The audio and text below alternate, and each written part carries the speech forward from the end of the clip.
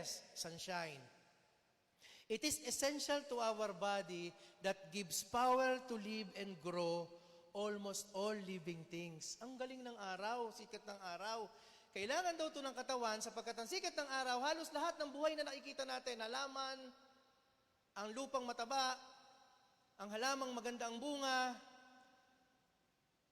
tayong tao na nagpapasikat o nagbibilad sa araw, it gives life. It gives additional way to be healthy. Ano ang ating mga nakukuha sa pagpapasikat ng araw? Number 1, it gives heat and light.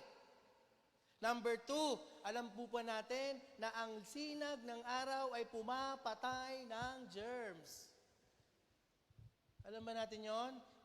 Its ray kills germs and bacteria. Number 3, it gives plants the ability to do photosynthesis. Kaya nagpo-produce ang halaman ng tinatawag na chlorophyll. At yung chlorophyll na yon, binibili pa natin. Iniinom pa natin. To get a high source of vitamin D. And lastly, it gives vitamin D. It strengthens the bones and immune system. Tanong, sino dito nakakapagbilad pa sa sikat ng araw? Number 1 akong guilty. Number 1 akong guilty po. Kasi hindi ko po ito nagagawa. Kaya po bumibili ako ng vitamin D.